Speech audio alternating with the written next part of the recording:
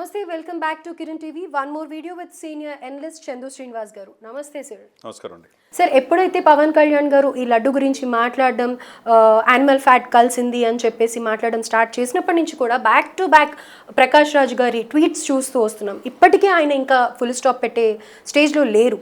ఎందుకని అంత ఆరోగెన్స్ ఆయన ట్వీట్లలో, అంత అహంకారంతో చేయాల్సిన ట్వీట్స్ ఎందుకు? ఎక్కడో బిజీగా ఉన్నానని అంటున్నారు కదా వర్క్లో, ఆ వర్క్ చూసుకోకుండా ఎందుకని ట్వీట్స్ మీద ట్వీట్స్ పవన్ కళ్యాణ్ వర్సెస్ ప్రకాష్ రాజ్ లాగా మారిపోయింది ఇదంతా? ఆయన మెంటల్ డిస్టర్బెన్స్లో ఉండడం అనిపిస్తుంది. మానసిక పరిపక్వత లేకుండా ఏదో ఆందోళన ఉన్నట్టు అనిపిస్తుంది. లేకపోతే జాతీయ అవార్డు పొందిన వ్యక్తి మీరు చెప్పినట్టు అంత యారగెంట్ బిహేవియర్ అవసరంలా. ఆయన ఈ రాష్ట్రం కాదు, వేరే రాష్ట్రం నుంచి వస్తే తెలుగు వాళ్ళు హక్కును చేర్చుకున్నారు. మంచి ప్రతినాయకుడే కాకపోతే మంచి క్యారెక్టర్ ఆర్టిస్ట్గా జాతీయ అవార్డు వచ్చింది. ఇక్కడే తెలంగాణలో ఉంటున్నాడు. Happy, good.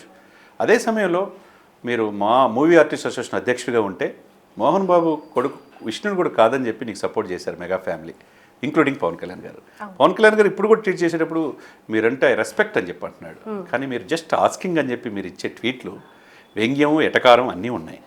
అంటే మోదీ గారికి ఇది హిందూ తత్వం ఎత్తుకోవటం, హిందూ సనాతన సాంప్రదాయాన్ని గౌరవించాలా, ఆ స్థాయిలో బోర్డు ఉండాలని పవన్ కళ్యాణ్ అడగడం తప్ప ఇదంతా మోదీ గారికి ఉపకరణ జరుగుతుందని చెప్పి ఆయన భావించేది ఏంటంటే ప్రకాష్ రాజ్ గారు మోడీ గారు అంటే ఇష్టం లేదు. ఆయన మరొకసారి దేశానికి ప్రధానమంత్రి అవ్వడం అసలు ఇష్టం లేదు. కర్ణాటక ఎలక్షన్లో పోటీ చేసే డిపాజిట్లు కూడా రాలా పార్టీ పెట్టి. సరే ఇక్కడికి వచ్చాడు, ఇక్కడ కేసీఆర్ గారు సన్నిహితంగా ఉన్నాడు. కేసీఆర్ గారు ఈ దేశానికి ఎప్పుడైనా ప్రధానమంత్రి అవుతాడని చెప్పాడు. సరే అఫ్కోర్స్ ఆయన ముఖ్యమంత్రిగా కూడా కాలేదనుకోండి, ఆయన ప్రిడిక్షన్స్ అలా ఉంటాయి. ప్రకాష్ రాజ్ గారి భావాలు అలా ఉంటాయి.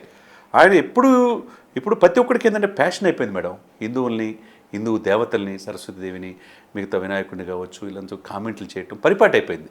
లౌకిక రాజ్యం ఏమనలేం. అదే చిన్న ఇన్సిడెంట్ జరిగితే అది ముస్లిమ్స్ మీద కాదు, క్రిస్టియానిటీ మార్చు, దేశవ్యాప్తం ప్రపంచవ్యాప్త ఇష్యూ అయిపోతుంది. ప్రతి ఒక్కడికి ఎటకారం అయిపోయింది. ఇప్పుడు 30వ తారీఖు వచ్చి నేనంతా ఎక్స్ప్లెయిన్ చేస్తాను మిత్రమా అన్నాడు పవన్ సార్ అన్నాడు. మరి 30వ తారీఖు దాకా ఎందుకు ఆగలేకపోయావు? మొన్న కార్తీ ఒక చిన్న ఇన్సిడెంట్లో సత్యం సుందరం ఎంత హిట్ అయిందో చూశారు కదా. ఆయన యాంకర్ అడిగిన ప్రశ్నకి పాపం లడ్డు వద్దమ్మా ఈ విషయం అన్నాడు. ఇట్ వాజ్ నాట్ ఇంటెన్షనల్లీ అనలా, కానీ దాంట్లో ఆయన అలా అనుకున్నా ఉండాల్సిందే. దానికి కూడా సారీ చెప్పాడు. దాని సూర్య కూడా 3 రోజులు మాలేసుకున్నాడు వాళ్ళ బ్రదరు. వాళ్ళ మిస్సెస్ అయితే అమ్మాయి ఉంది కదా జ్యోతిక, వాళ్ళ ముగ్గురు కూడా స్పందించినందుకు నీకు అనుకోకుండా అన్నావు. Anyhow all the best Karthik, నీకు నెక్స్ట్ సినిమాకి ఈ సినిమా మంచి హిట్ కావాలని కోరుకుంటున్నా. నిర్మాతలుగా ఉన్న తన బావ వదినికి కూడా, వాళ్ళిద్దరికి జ్యోతికకి సూర్యకి కూడా విషయం చెప్పాడు. అది సంస్కారం, స్పందించే తీరు పవన్ కళ్యాణ్ది. మరి కార్తీక్ చేత సారీ చెప్పించుకోవటం ఎంతవరకు సమంజసం అని చెప్పి నువ్వు ప్రశ్నించాను. నువ్వెవడివి అంటే ప్రకాష్ రాజ్ 30వ తారీఖు ఆగలేవా? మరి ఎందుకు ట్వీట్ చేశావు?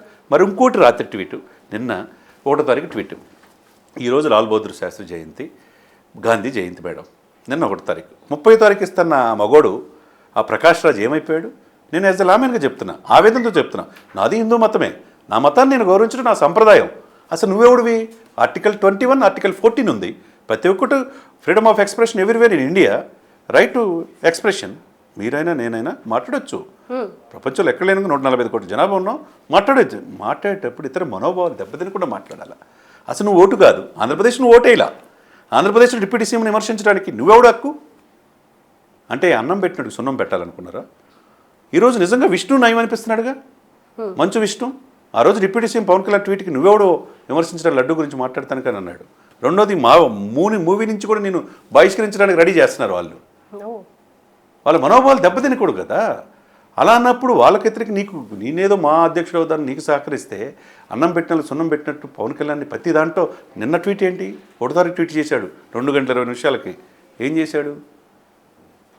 పంగనామాలు పెట్టడం ఆపేసి కొత్త బిచ్చగాలు అంటే ఆయన ఎటకారం చూడండి, ఆయన ట్వీట్ చూడండి. ఆపేసేసి మీరు పరిపాలన మీద దృష్టి పెట్టున్నాను. వీడెవడు చెప్పడానికండి? నేను అంటున్నాను వీడెవడు అంటున్నాను. నేను జర్నలిస్ట్గా ఎప్పుడు పరుష పదజాలం మాటలు ఎక్కడ తేడా రాదు నాది జర్నలిస్ట్గా. ఇతను ఎవరు పవన్ కళ్యాణ్కి చెప్పడానికి? ఆయన 100 కోట్ల ప్రతినిధిగా పవన్ కళ్యాణ్ ఎమర్జ్ అయిపోయాడు. అది నువ్వు కాదనలేనిది. అదంతా మోదీ గారికి ఇదవుతుందని, బెనిఫిట్ అవుతుందని, హిందూ సమాజం అంతా ఏకమవుతుందని, హిందువులంటే గిట్టకుండా వ్యంగ్యంగా ఎటకారంగా నువ్వు అంతా దమ్మున్నాడు అయితే, నీకు మానసిక పరిపక్వత కరెక్ట్గా ఉంటే, నేషనల్ అవార్డు నువ్వు పొందినవాడు అయితే 30వ తారీఖు వస్తాను విదేశాల నుంచి అన్నాడు. ఎందుకు రాలా? 2వ తారీఖు ఎందుకు రాలా? ఎందుకు ఇప్పుడు మళ్ళీ ట్వీట్ చేస్తున్నావు? బొలిశెట్టి సత్య అని చెప్పి జనసేన ప్రధాన కార్యదర్శి ఒక ట్వీట్ చేశాడు. మరి ప్రతి ఒక్కరికి ప్యాషన్ అయిపోయింది హిందువులను విమర్శించడం, ప్రతి ఒక్కడికి, ఇంక్లూడింగ్ ప్రకాష్ రాజ్ నువ్వు అనేక కేసులుండి ఇప్పటికీ బెయిల్ మీద ఉండి వాయిదాలకు కూడా తనకున్న విచక్షణాధికారంతో ముఖ్యమంత్రి అనే ఇదిలో వాయిదాలకు కూడా వెళ్లకుండా వాయిదాలు వేసుకుంటున్నాడు, కేసులకి వెళ్లకుండా కోర్టుకి. మరి అది ప్రశ్నిస్తే నీకు గొడ్డలు ఏటు పడిద్దని ఆయన్ని ప్రశ్నించట్లేదు అన్నాడు. అంటే ఇప్పుడు అది ప్రశ్నించరు. ఇక్కడ భారతదేశంలో ఏమైపోయింది ప్రశ్నించరు. హిందువులంటే అంత చిన్న చూప, రాజకీయం చేయటం తగదన్నప్పుడు హిందువులు మనోభావాలు దెబ్బ తగిలితే మాట్లాడటం పవన్ కళ్యాణ్ తప్ప. కాబట్టి ఇక్కడ నాకున్నది ఏంటంటే డాక్టర్ల దగ్గర, ఆయన సైక్రియాటిస్ట్ దగ్గర చూపించుకుంటే బాగుంటుంది అనేది నా అభిప్రాయంగా అనిపిస్తుంది. ఎందుకంటే మెచ్యూరిటీ లెవెల్ లేనప్పుడు ఇవి వస్తాయి. 30వ తారీఖు వస్తానని కూడా ఎందుకు ట్వీట్లు చేస్తున్నాడంటే 2వ తారీఖు దగ్గర అతను మెంటల్ ఇది స్టెబిలిటీ లేదనిపిస్తుంది. ఇప్పుడు అతను వస్తే పరిస్థితి ఎయిర్పోర్ట్ ఎక్కడికి వస్తాడో, జనసేన కార్యకర్తలు కావచ్చు, పవన్ కళ్యాణ్ అభిమానులు కావచ్చు, హిందూ సంఘాలు కావచ్చు, స్వామీజీలు కావచ్చు, మఠాధిపతులు కావచ్చు, అందరూ ఎదురు చూస్తున్నారు. అతను మరి వస్తే ఏమవుద్దో తెలియదు, కానీ అతను మెంటల్ డిస్టర్బెన్స్లో ఉన్నాడు, మానసిక పరిపక్వత లోపించినట్టు అనిపిస్తుంది. లేకపోతే 30వ తారీఖుకి వచ్చి ఆ ట్వీట్ జస్ట్ ఆస్కింగ్ అనే ట్వీట్ని అక్కడ ఆపేవాడు. అందరూ జస్ట్ కమ్ జస్ట్ ఆన్సర్ అని ఇస్తారు, బాగా ఇచ్చేటట్టున్నారు. ఆయన తెలియదు పాపం, హిందువులు కోపం వస్తే ఏం చేస్తారు అనేది తెలియలా. కాబట్టి హిందువులు మాట్లాడేటప్పుడు రేపు నీ సినిమాలు చూస్తే నువ్వు క్యారెక్టర్ ఆర్టిస్ట్ ఎలానయ్యావు. ఈరోజు జాతీయ అవార్డు వచ్చింది. ఇక్కడ తెలుగు ప్రజలు ఇప్పుడు ఆయన ఒకటి కాదు 2 ఇండస్ట్రీల నుంచి బహిష్కరించారు. ఆయన టైంకి రాడు, నిర్మాతల మీద కోపపడతాడు, హీరోల మీద అని చెప్పి చాలా ఆయన ఉంటే మేము నటించమని కూడా చాలా ఉన్నాయి. కన్నడం, తమిళంలో కూడా ఆయన బహిష్కరించారు. తెలుగు పరిశ్రమ ఆహ్వానించింది.